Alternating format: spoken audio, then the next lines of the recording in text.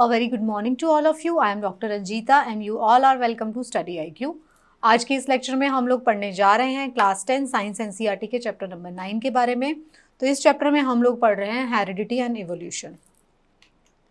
अगर आप लोग का कोई स्पेसिफिक सवाल है तो आप मुझे मेल कर सकते हैं इस ईमेल एड्रेस पर। ये मेरा इंस्टाग्राम चैनल है और ये मेरे टेलीग्राम चैनल का लिंक है। मेरे जितने भी चैप्टर्स हैं उन सब के PDF को आप इस लिंक पर जाकर डाउनलोड कर सकते हैं। अगर आप चाहते हैं क्लास 6, 7, 8 और 9 साइंस एनसीईआरटी के लेक्चर्स को देखना तो उन सब के लिंक्स भी इसी चैनल पर प्रोवाइड कर दिए गए हैं। जब आप ये टेलीग्राम चैनल ज्वाइन करें तो कृपया लिंक में मेरे नाम का स्पेलिंग ज़रूर चेक कर लें। I am having only 1 Telegram channel.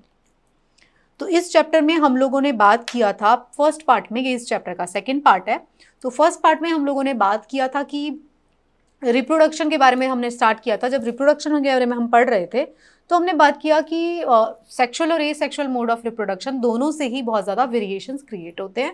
जो नई स्पीशी होती है, नए ऑर्गेनिजम्स होते हैं, वो पहले वाले जो उसके पेरेंट्स होते हैं या जो पूरी स्पीशी होती है उससे सिमिलर होते हैं, बट वो आइडेंटिकल नहीं होते हैं।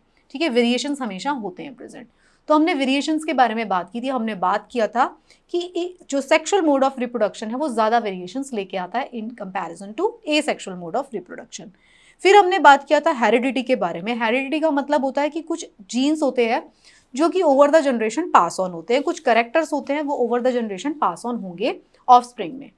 हमने इसके बारे में बात किया था। फिर हमने डिस्कशन किया था अबाउट द मेंडल्स एक्सपेरिमेंट और हमने बात किया था कि मेंडल्स ने जो साइंटिस्ट हैं उन्होंने क्या क्या अपने बुलेट पॉइंट्स क्या क्या दिए थे about the heredity and evolution. ये सारी चीज़ों को हम पार्ट 1 ऑफ दिस चैप्टर में डिटेल में पढ़ चुके हैं। तो आज हम बात करने जा रहे हैं इसी चैप्टर के पार्ट 2 के बारे में। तो इस पार्ट 2 में हम बात करेंगे कि सेक्स डिटर्मिनेशन कैसे किया जाता है, हम कैसे पता लगाते हैं सेक्स किस फैक्टर्स पे डिपेंड करता है, सेक्स ऑफ अ चाइल्ड, कि वो मेल होगा या फीमेल होगा, वो किस तरीके से डिपेंड करता है, हम उसको कैसे डिटरमाइन कर सकते हैं, उसके बारे में हम बात करेंगे इस चैप्टर में। तो अब तक जो है हमने डिस्कस किया, we have discuss the idea that 2 sexes participate in sexual reproduction. हमने ये बात किया एक मेल होता है और एक फीमेल होता है। ये 2 पेरेंट्स होते हैं जो कि पार्ट लेते हैं सेक्शुअल मोड ऑफ रिप्रोडक्शन में, और एक जो होता है एक उनका ऑफस्प्रिंग बनता है।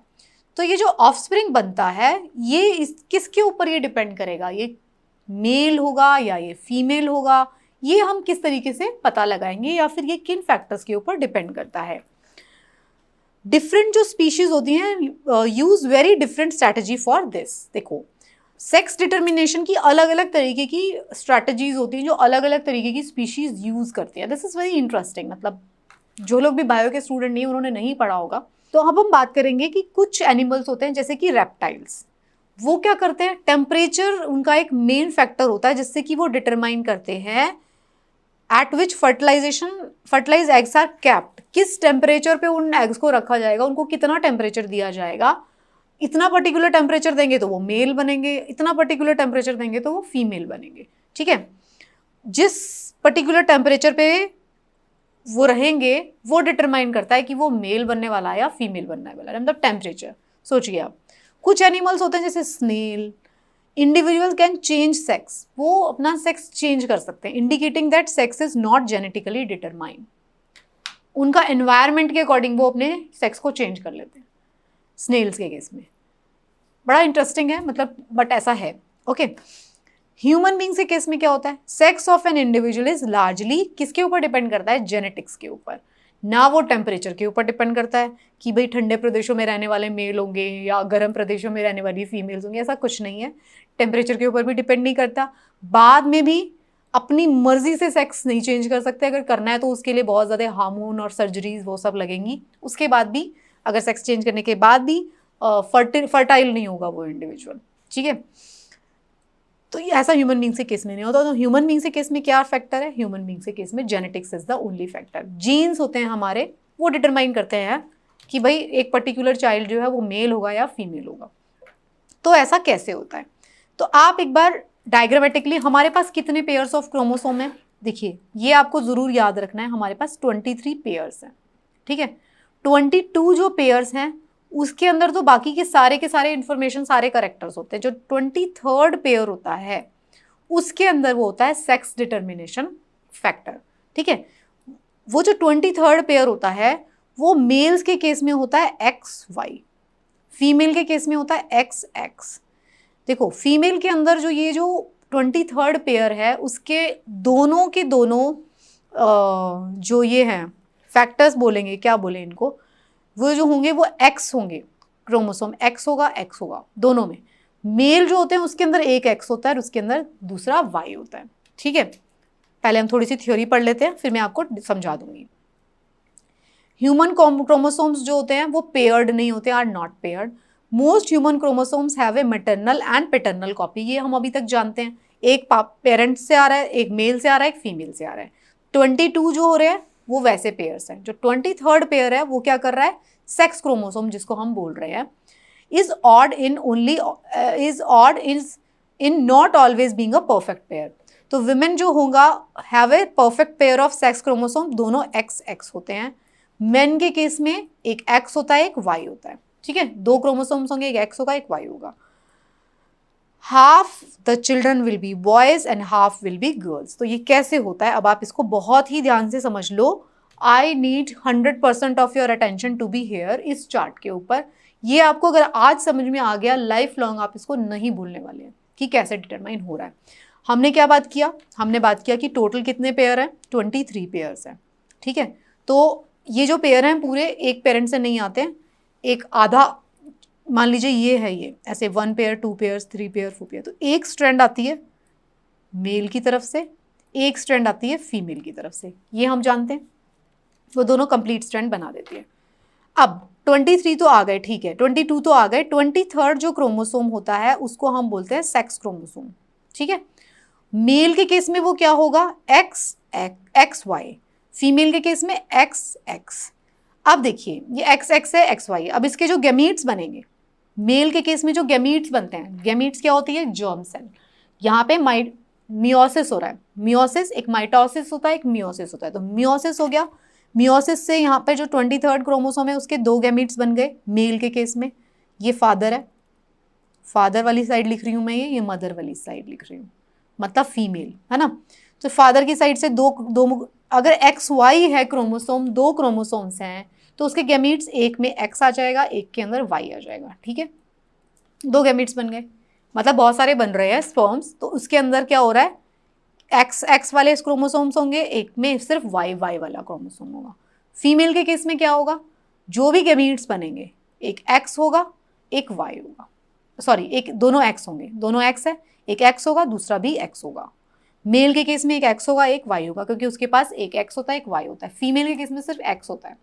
अब इनका जो इनका चांसेस क्या है, ये जो गैमीट है ये X वाला जो है, X वाला ये फीमेल के X वाले से कंबाइन हो सकता है, एक ये वाला X वाला ये फीमेल के ये वाले X से कंबाइन हो सकता है, यही वाला X वाला ये फीमेल के ये वाले से कंबाइन हो सकता है। तो क्या बनेगा, XX XX। फिर ये Y जो है ये इस X से कंबाइन हो सकता है, तो क्या बनेगा, XY। ये Y है, ये इस वाले X से भी कंबाइन हो सकता है, पॉसिबिलिटीज बता रहे हैं, तो XY। तो 2XX बन सकते हैं, 2XY बन सकते हैं। तो 50% चांसेस हैं फीमेल होने के, 50% चांसेस हैं मेल होने के। 100% अटेंशन आप यहाँ दीजिए अपनी। आप देखिए मेल के पास 23rd क्रोमोसोम क्या होता है, XY। तो उससे गैमीट्स बनेंगे, एक X वाला गैमीट बनेगा, एक Y वाला गैमीट बनेगा। फीमेल के केस में 23rd क्रोमोसोम क्या होता है, XX, उनके पास X ही होता है। तो दोनों के दोनों गैमीट्स क्या बनेंगे, XX बनेंगे। अब इसमें से कोई भी किसी के साथ कंबाइन हो सकता है, पॉसिबिलिटी चारों में से कोई भी हो सकती है। ये वाला X इसके साथ कंबाइन हो जाए, ये वाला X इस वाले के साथ कंबाइन हो जाए, XX XX। ये वाला Y इसके साथ कंबाइन हो जाए, ये वाला Y इस वाले के साथ कंबाइन हो जाए, तो XY XY। तो 50% चांसेस हैं मेल होने के, 50% चांसेस हैं फीमेल होने के। नेचर ने कोई भी बायस करके नहीं भेजा मेल या फीमेल के अगेंस्ट। 50% उन्होंने चांस दिया नेचर ने कि मेल हो सकता है चाइल्ड, 50% नेचर ने चांस दिया वो फीमेल हो सकती है। और जो सबसे खास बात मैं आपको बताने जा रही हूं अभी वो ये है कि किसी भी चाइल्ड का मेल या फीमेल होना, अगर मेल होगा, फीमेल के पास तो XX क्रोमोसोम्स हैं तो उसके गैमीट्स XX ही बनेंगे, तो फीमेल तो हमेशा X ही देने वाली है। मेल के केस में उसके पास XY है क्रोमोसोम, तो उसका एक गैमीट X है और दूसरा गैमीट Y है। तो मेल के केस में वाई होता है, अगर वाई कंबाइन हो गया एक्स के साथ तो एक्स वाई मतलब बॉय, मेल। तो ये मेल होना डिपेंड करता है मेल के ऊपर, फादर के ऊपर, ना कि मदर के ऊपर। Right, this is the most important thing. Mother के ऊपर ये बिल्कुल डिपेंड नहीं करता कि जो चाइल्ड है वो मेल होगा या फीमेल, क्योंकि मदर ने तो एक्स क्रोमोसोम ही देना है। वाई क्रोमोसोम अगर आया मेल की तरफ से, फादर की तरफ से, तो बच्चा जो होगा वो लड़का होगा। तो लड़का होना या लड़की होना ये किसके ऊपर डिपेंड करता है? वो फादर के ऊपर डिपेंड करता है, क्योंकि मदर के ऊपर तो हमेशा ही उसने एक्स क्रोमोसोम ही देना है। मदर के पास वाई क्रोमोसोम होता ही नहीं है। वाई क्रोमोसोम जब होगा तो उसे हम मेल कहते हैं। तो it is entirely depend upon the father, not on the mother. तो अगर किसी के भी दिमाग में, जो कि हमारे दिमाग में होता है, ये है कि अगर जैसा रूरल एरिया में से होता है, जैसा कि आपने सीरियल्स में देखा होगा कि किसी लेडी के ऊपर ये डिपेंड नहीं करता कि उसका जो चाइल्ड होगा वो मेल होगा या फीमेल, उसके हस्बैंड के ऊपर डिपेंड करता है, मतलब चाइल्ड के फादर के ऊपर डिपेंड करता है कि वो वहाँ से एक्स क्रोमोसोम आया या वाई क्रोमोसोम आया, तो वो मेल होगा या फीमेल होगा। राइट। दूसरी बात जो हमने यहाँ से सीखी इस चार्ट से, नेचर ने मेल और फीमेल होने के चांसेस दोनों को इक्वल दिए। 50% चांसेस है कि एक मेल चाइल्ड हो सकता है, 50% ही चांस है कि वो फीमेल चाइल्ड हो सकता है। So this is the thing, इस तरीके से सेक्स डिटरमाइन किया जाता है। ये जाइगोट जो होगा XX बनेगा या XY बनेगा, और दोनों के 50-50% चांस है। यहाँ पे X सिर्फ इसलिए लिखा गया है क्योंकि फीमेल के केस में दोनों गैमीट्स XX है, मेल के केस में दोनों गैमीट एक X है एक Y है, तो ये किसी के साथ भी कंबाइन हो सकता है। सो आई होप आपको ये चार्ट समझ में आया होगा। This is most important chart. अगर आप ये समझ जाते हैं तो आपको समझ में आ जाता है कि मेल और फीमेल चाइल्ड का फॉर्मेशन किस तरीके से हो रहा है at the level of genetics. अगर आप ये समझ गए, इस चार्ट को समझ गए, तो आपका ये कंसेप्ट जो है फंडा क्लियर हो गया। राइट। तो अभी आप इस बात को अच्छे से समझ गए होंगे कि 50-50% चांसेस है दोनों के, मेल के भी और फीमेल के भी। तो यही यहाँ पे लिखा हुआ है, half of the children will be boys and half will be girls. All children will inherit an X chromosome from their mothers regardless of whether they are boys और गर्ल्स। एक एक्स क्रोमोसोम तो mother की तरफ से ही आएगा, क्योंकि mother की तरफ से एक्स ही आ सकता है, क्योंकि मदर के पास दोनों XX ही है जीन, तो मदर की तरफ से एक एक्स जरूर आएगा। दूसरा एक्स फादर की तरफ से आ सकता है या दूसरा वाई फादर की तरफ से आ सकता है। अगर फादर की तरफ से वाई आ गया तो मेल होगा, फादर की तरफ से एक्स आ गया तो फीमेल होगी। Right. Thus, the sex of the children will be determined by what they inherited from their father. तो ये entirely उनके फादर के ऊपर डिपेंड करता है, उन्होंने क्या इनहेरिट किया वहाँ से। तो जो चाइल्ड है which inherit X chromosome from her father, वो गर्ल होगी, जिसने वाई क्रोमोसोम किया वो बॉय होगा। तो ये आपको मुझे समझाना था। I hope you have understood. तो this is how sex is determined. अब हम बात करते हैं हमारे नेक्स्ट टॉपिक के ऊपर, विच इज इवोल्यूशन। इवोल्यूशन क्या होता है? हमने ये देखा कि there is a inbuilt tendency of variation during the reproduction. हमने ये देखा कि डीएनए की जो भी कॉपी बन रही है, चाहे वो सेक्सुअल है चाहे एसेक्सुअल मोड ऑफ रिप्रोडक्शन है, उसके अंदर वेरिएशंस आ रही हैं, and as a result of sexual reproduction, because both, जब सेक्सुअल रिप्रोडक्शन हो रहा है तो ज़्यादा वेरिएशंस आ रही हैं। ठीक है, अब हम इस एक्सपेरिमेंट को स्टडी करेंगे। आप इसको पूरा डिटेल में पढ़ लेना, ये पूरा इस स्लाइड में लिखा हुआ है, 3-4 स्लाइड्स आएंगी, उसमें पूरा ये बीटल वाला एक्सपेरिमेंट लिखा हुआ है। अब ये बीटल्स है, ओके, बीटल्स जो रेड कलर के कीड़े आपको दिखाई देते हैं उसका है ये जो बीटल्स थे, ये एक्सपेरिमेंट किया गया, उसमें देखा गया कि बीटल्स थे रेड कलर के, वो उनके बीच में सेक्सुअल रिप्रोडक्शन हो रहा है, वो ये सारा एक बीटल्स का ग्रुप था, उनके बीच में कोई एक बीटल का कलर चेंज हो गया, ग्रीन हो गया। मतलब बीटल्स ये सारे क्रोज हैं, क्रो हैं ये बीटल्स को खा लेते हैं। तो ये बीटल्स पत्तों के ऊपर फीड करते थे, तो उस क्रो जो था उसको देख के खा लेता था। तो रेड वाले ग्रीन कलर के पत्तों पे रेड तो बहुत अच्छे से दिखाई देगा, तो उनको रेड मिलते थे, वो खा लेता था। तो इसमें से कोई एक बीटल के अंदर वेरिएशन आ गई और उसका कलर हो गया ग्रीन। अब जिस बीटल का कलर ग्रीन हो गया, अब आप खुद सोचिए, एक पॉपुलेशन है, मान लीजिए उसके अंदर 1000 बीटल्स है, उस 1000 बीटल में से कोई 2 बीटल्स का कलर ग्रीन आ गया या एक बीटल का कलर ग्रीन हो गया सबसे पहले, और बाकी सबका कलर रेड है। अब कौवे की पॉपुलेशन है, बहुत सारे क्रोज की पॉपुलेशन है, वो किसको खाएंगे? पहले रेड उनको जल्दी से दिखाई देगा तो वो उसको खा लेंगे, ग्रीन उनको दिखेगा ही नहीं। तो उन्होंने सारे रेड वालों को खा लिया मैक्सिमम को, और ग्रीन वाले बच गए। और ग्रीन वाले फिर फर्दर रिप्रोड्यूस कर रहे हैं, उनका रिप्रोडक्शन तो चल ही रहा है, रेड वाले के साथ, तो कुछ कुछ और ग्रीन बीटल्स बढ़ गए। फिर ग्रीन बीटल्स को खाते नहीं है, वो रेड को खा लेते हैं, तो धीरे धीरे क्या हुआ, ग्रीन बीटल की पॉपुलेशन बढ़ गई और रेड बीटल की कम हो गई उसी पॉपुलेशन के ग्रुप में। तो क्या हुआ, रेड बीटल खत्म होते गए। अब यहाँ पे एक ऐसा सिचुएशन आ गया जहाँ के सारे ग्रीन बीटल हो रहे हैं। क्या आपने देखा, ये एक एनवायरमेंटल फैक्टर था, क्रोज उसको खा रहे हैं। दूसरा फैक्टर देखिए, कुछ रेड बीटल्स थे, उसके बीच में एक ब्लू बीटल आ गया। सेम वही एलिफेंट फुट, कोई हाथी आ गया, उसने उनको उसी पॉपुलेशन के ऊपर उसके पैर के नीचे दब के बहुत सारे मर गए। उसने, ये एक फैक्टर है। ब्लू वाले कुछ बच गए, ग्रीन वाले तो, रेड वाले सारे मर गए, ब्लू वाले थोड़े बच गए, उन्होंने रिप्रोड्यूस किया, ब्लू की पॉपुलेशन बहुत ज़्यादा बढ़ गई है। तो ये वेरिएशन दिखा रहा है पॉपुलेशन के बीच में। इसी पॉपुलेशन का थर्ड वेरिएशन का टाइप देखिए, तीसरा, ये बीटल्स थे, कुछ बीटल्स जो है उन्होंने, इतने ज़्यादा बीटल्स बढ़ गए कि वहाँ पे बहुत सारे पौधों को वो खा गए। अब दूसरे बीटल्स को बहुत कम पौधे मिले खाने के लिए, वो बेचारे माल नरिश्ड हो गए। वो माल नरिश्ड बीटल्स आगे रिप्रोड्यूस करते जा रहे हैं। ज़रूरी नहीं है वो सारे माल नरिश्ड होंगे, कि माल नरिशमेंट एक एनवायरमेंटल फैक्टर है। उनको ज़्यादा खाना मिल गया, फिर थोड़े दिन के बाद वो फिर से नॉर्मल टेंडेंसी में आ गए। इस तरीके के सीरीज ऑफ एक्सपेरिमेंट्स हो रहे हैं। आप इसमें पूरी स्लाइड्स को पढ़ लेना।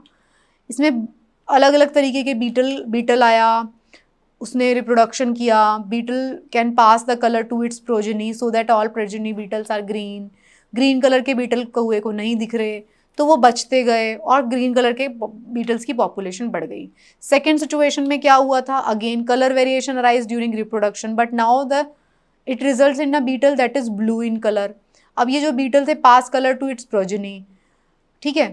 क्रोज कैन सी ब्लू, अब क्रोज को ब्लू तो दिखाई दे रहा है ना, रेड नहीं दिखता था, वो ब्लू तो ग्रीन के ऊपर दिखाई दे रहा है। Colored beetles in green leaves of the bushes as well as they can see red ones. Therefore, they can eat them. In population as it expands, there are a few blue beetles, but most are red. But at this point, an elephant comes and stamps on the bushes where the beetles live. This kills most of the beetle. By chance, the few beetles which have survived are mostly blue. ये different factors दिखा रहे हैं आपको। एक बार जो था कौवे खा रहे थे उसको, दूसरी बार जो था एलिफेंट के फुट से हुआ, तीसरी बार वहाँ पे घास कम हो जाता है। इस तरीके के वेरिएशंस अलग अलग आते हैं, वो पास ऑन हो जाते हैं। और अलग तरीके की, मतलब अगर इवोल्यूशन हो रहा है ना, एक चीज़ आपको समझने की कोशिश करिए, इवोल्यूशन सिर्फ और सिर्फ एक जेनेटिक्स, उसमें एक सिर्फ सिंगल रोल प्ले नहीं कर रहा। आप ये देखिए, यहाँ पे आप देखिए, जेनेटिक्स ने अपना रोल प्ले किया, लेकिन एनवायरनमेंट, कौवे ने सारे रेड वाले बीटल्स को खा लिया, इसलिए ग्रीन वालों की पॉपुलेशन बढ़ गई। अभी क्या था, रेड पॉपुलेटेड थे, अब ग्रीन पॉपुलेटेड हो गए। ग्रीन में से एक ब्लू आ गया, मान लो ब्लू, लेकिन ब्लू भी उनको दिखाई दे रहा है, ब्लू को भी वो खाते जा रहे हैं।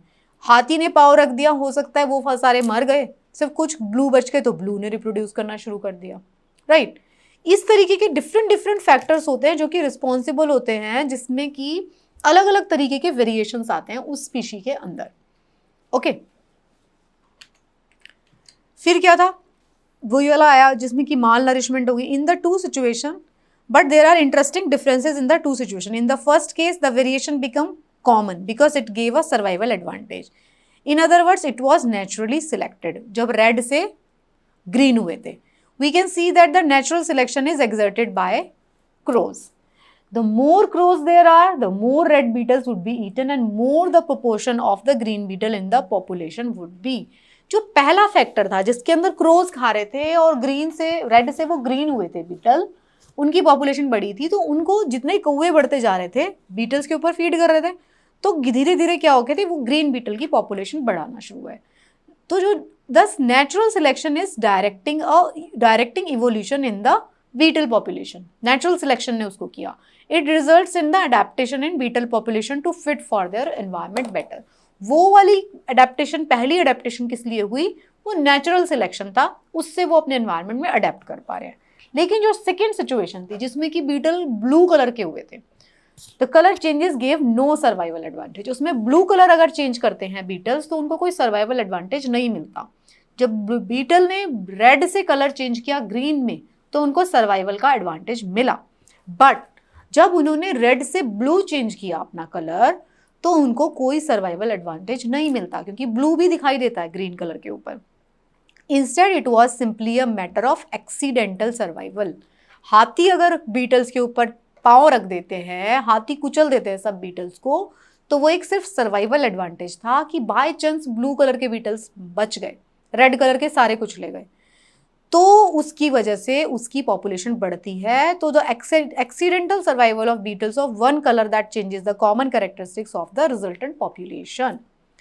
तो जो एलिफेंट है would not have caused such major havoc in beetle population if the beetle population had been very large। तो जो स्मॉल पॉपुलेशन है उसको एक्सटिंक्ट करने के लिए या उसके करेक्टर्स को चेंज करने के लिए कोई एक एक्सीडेंट जो है वो भी एक बहुत बड़ा रोल प्ले कर सकता है। जैसा कि अगर मैं बात करती हूँ डायनासोर्स के केस में हुआ, एक टाइम पे उस जगह पे वहां पे गिरा, कोई भी मतलब अगर हम ये वाली थ्योरी को लगाए कि कोई मेटेओर का बॉम्बार्डमेंट हुआ या कुछ ऐसा हुआ, क्लाइमेट चेंज हो गया, जो भी मर्जी हुआ, उसने उस पॉपुलेशन को पूरा का पूरा खत्म कर दिया। हो सकता है उसके बाद कोई भी ना बचा हो, या जो बची हो एक दो पॉपुलेशन अलग अलग तरीके के डायनासोर्स बच गए हों जो आपस में इंटरब्रीड नहीं कर पा रहे थे। ठीक है, तो क्या होता है, accident in small population can change the frequency of some genes in a population even if they give no survival advantage। This is the notion of genetic drift which provide diversity without any adaptation। ये जो चीज़ है accidental जो survival है वो ये बताता है कि जेनेटिकली स्पीशीज डिफरेंट हो जाती है। रेड से ब्लू कलर, उसको सबको रेड वालों को हाथी ने कुचल दिया, ब्लू कलर के थोड़े से बच गए, फिर उनकी पॉपुलेशन बढ़ने लग गई। सर्वाइवल एडवांटेज कोई नहीं है, अडेप्टेशन कोई नहीं किया उन्होंने। अडेप्टेशन क्या होता है, आप अपने एनवायरनमेंट के साथ मिक्स होके इस तरीके से रहना शुरू कर देते हो कि आपको सर्वाइवल का एडवांटेज मिल जाता है, उसे बोलते हैं अडेप्टेशन। लेकिन अगर ब्लू कलर में चेंज होते हैं बीटल्स तो उनको कोई अडेप्टेशन एडवांटेज नहीं मिला, सिंपली उनको सिर्फ एक्सीडेंटल एडवांटेज एक तरीके से हुआ जिसकी वजह से उनका पॉपुलेशन बढ़ता है, बट उनको अडेप्टेशन कुछ नहीं हुआ, बट फिर भी उनका पॉपुलेशन इंक्रीज होता है, वो एक एक्सीडेंटल चेंज था, राइट। ऐसे भी इवोल्यूशन होता है। अब क्या है, थर्ड सिचुएशन को कंसिडर करो। थर्ड में क्या हुआ था, बीटल की population begin to expand but bushes starting suffering from a plant disease, मतलब प्लांट्स कम हो गए जिसको वो खा रहे थे। इससे क्या हुआ, amount of leaf material for the beetle is reduced, तो बीटल जो थे वो माल नरिश्ड हो गए।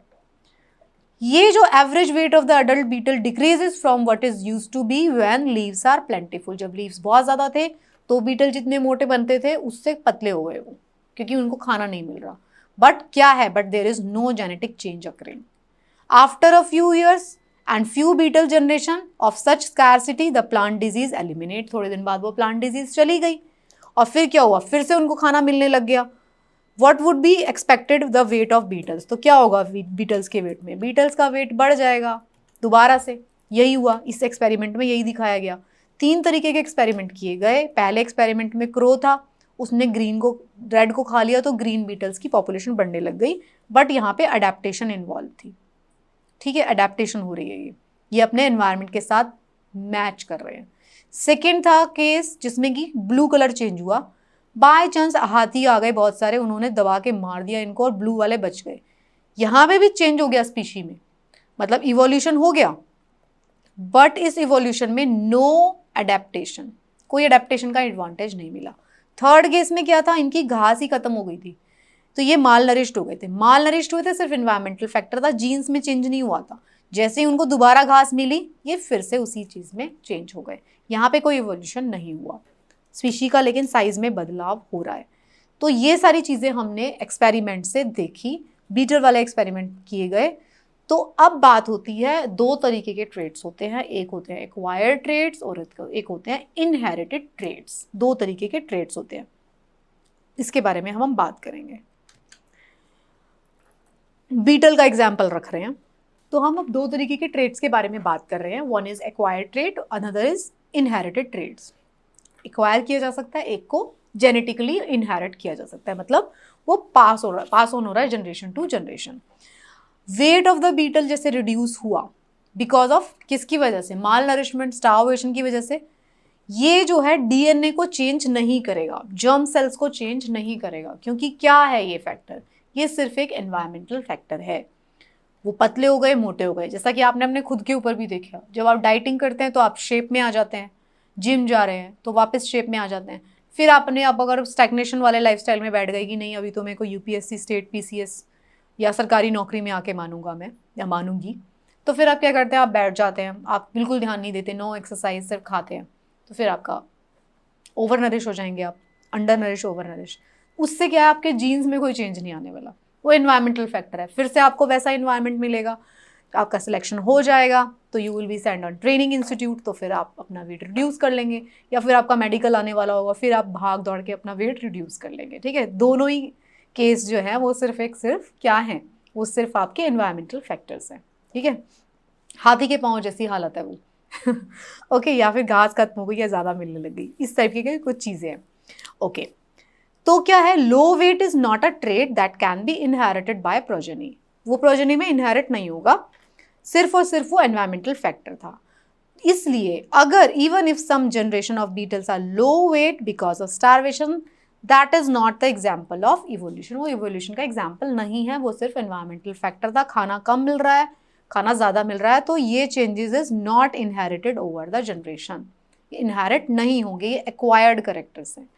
Changes in non reproductive tissues, ये बात को आप ध्यान रखिए, नॉन रिप्रोडक्टिव टिश्यूज के अंदर चेंजेस हुए हैं, आपकी बाकी बॉडी के अंदर चेंजेस हुए हैं, जर्म सेल्स के अंदर चेंज नहीं हो रहा है, can not be passed on to DNA of the germ cells, ये बात आपको समझनी पड़ेगी।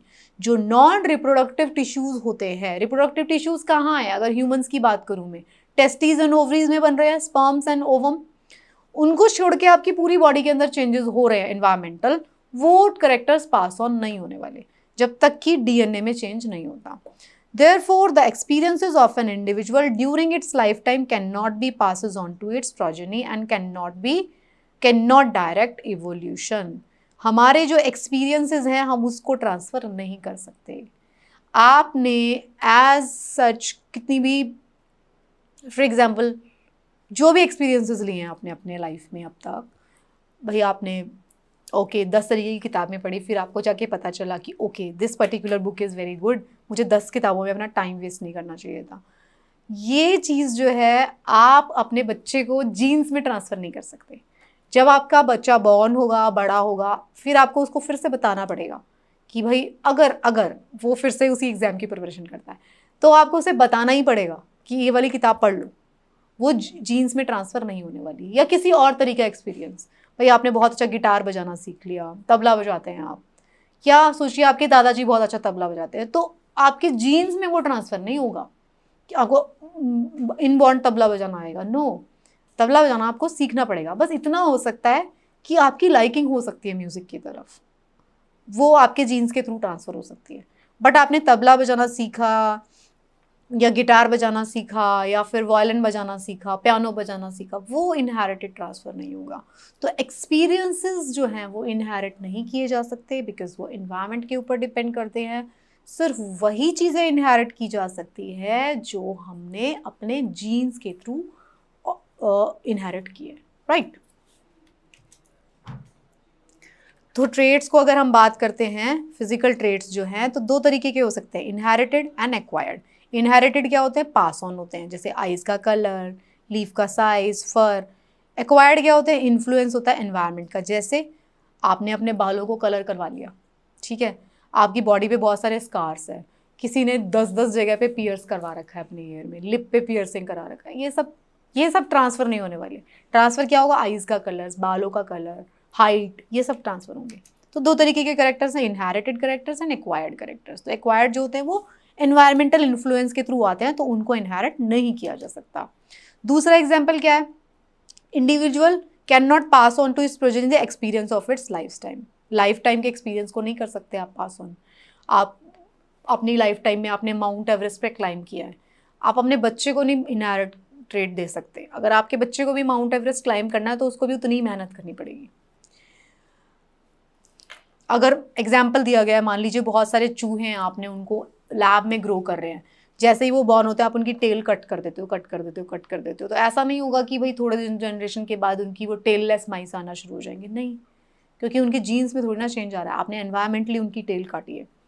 तो ये सारे के सारे एक्वायर्ड और इनहेरिटेड करेक्टर्स के बीच में डिफरेंस है। तो ये जो था, ये डिफरेंस था एक्वायर्ड और इनहेरिटेड करेक्टर्स के बीच में। आपको समझ में आया होगा एक्वायर्ड कैरेक्टर्स क्या होते हैं, इनहेरिटेड कैरेक्टर्स क्या होते हैं। So this was the second part of this chapter. I hope आपको ये समझ में आया होगा इनहेरिटेंस क्या होता है, इवोल्यूशन क्या होता है। आई होप आपको थोड़ा थोड़ा जो है उसके बारे में कुछ इंसाइट मिल रहा होगा। This is a very interesting chapter, बिल्कुल भी मुश्किल चैप्टर नहीं है, but it is really really interesting. आपको ये समझ में आया होगा कि सेक्स डिटर्मिनेशन कैसे होती है। So I hope you will be able to solve the questions also related to this topic. Thank you so much and best of luck for your preparation.